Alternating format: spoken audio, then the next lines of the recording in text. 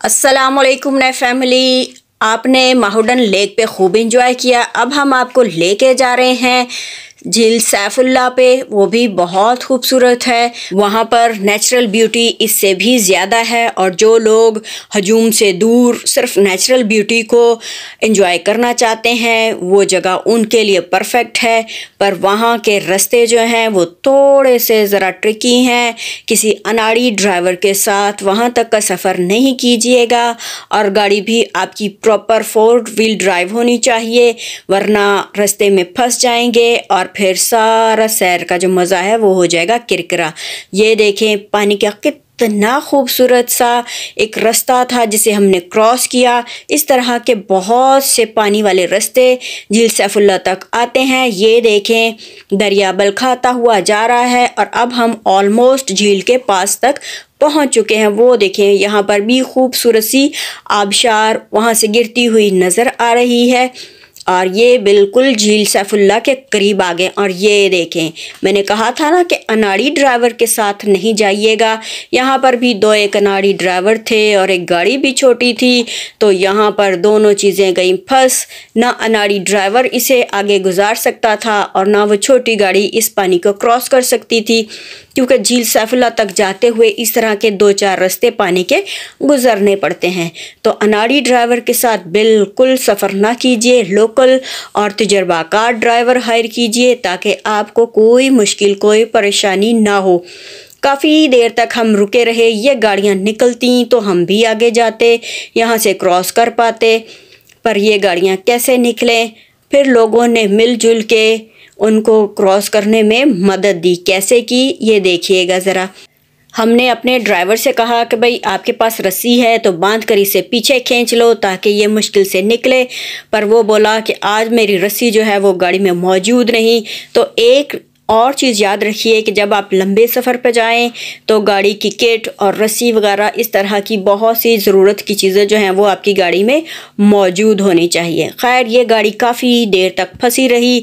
फिर इधर उधर के लोगों ने मिल के और हमारे साथ जो मर्द हजरात थे वो भी इनके साथ मिले और ज़ोर लगा के इस गाड़ी को निकाला। कैसे निकाला? इधर उधर के पत्थर किए इकट्ठे और फिर मुख्तलिफ़ तरीक़ों से ज़ोर लगा के उसको चढ़ाया उन पत्थरों पर और फिर गाड़ी पीछे को ड्राइव की और यूं फिर ये गाड़ी जो थी वो मुश्किल से इस पानी वाले रास्ते से जहाँ फंसी पड़ी थी निकली और निकल के फिर रास्ता हो गया क्लियर। ये देखिए फंसी हुई है, इसके टायर्स के नीचे वो पत्थर रख रहे हैं। हमारी गाड़ी के मर्द हजरात भी वहाँ पहुँच गए हैं और उनकी मदद कर रहे हैं। और अगर आप किसी को मुश्किल में देखें इस तरह सफ़र में तो उसकी मदद ज़रूर कीजिएगा, क्योंकि मदद करना अच्छी चीज़ है। एक और गाड़ी भी उतनी देर तक आके रुक चुकी थी। ये गाड़ी बाहर निकल चुकी थी। इसने मुड़ के कहा कि नहीं मैं आगे नहीं जाऊंगा, मैं तो यहाँ से ही वापस चला जाता हूँ। तो ये लोग इस तरह चले गए वापस। पर हमें तो झील तक जाना था। हमने अपने ड्राइवर से कहा भाई आप गुजार लोगे? उसने कहा मेरा तो रोज़ का काम है, मैं तजर्बाकार हूँ, मैं इंशाल्लाह इन रास्तों से गुज़र जाऊँगा। और हम यूँ बाआसानी दूसरी तरफ क्रॉस कर गए। यहाँ खुला ग्रीन मैदान था और बहुत ही खूबसूरत नीली सी झील थी। झील से पार खूबसूरत सी आबशार भी नज़र आ रही थी, पर आबशार तक जाने का रास्ता सुझाई नहीं दे रहा था कि किधर से लोग वहाँ आबशार तक भी पहुँचे हुए थे कुछ लड़के। हम वहाँ तक नहीं जा सके। दूर से ही आपको इसके नज़ारे दिखा रहे हैं। ये देखिए यहाँ पर भी लोग बहुत इंजॉय कर रहे थे, पर यहाँ पर सिर्फ हॉर्स राइडिंग का ही लुत्फ़ लोग ले रहे थे। यूँ हमारे मेल मेंबर्स ने भी हॉर्स राइडिंग का जो है वो लुत्फ़ उठाया। मानो देख के बहुत खुश हो रही थी कि भैया और चाचू बैठ गए हैं तो मैं भी बैठूंगी। और बाबा से ज़िद करने लगी कि बाबा मैंने भी हॉर्स राइडिंग करनी है, मैं भी भाई की तरह हॉर्स पे बैठूंगी। लेकिन जब एक घोड़ा जो छोटा सा था हम उसके करीब लाए कि चलो इस पे बैठ जाएगी और इंजॉय करेगी, पर डर गई और घोड़े पर बैठी ही नहीं।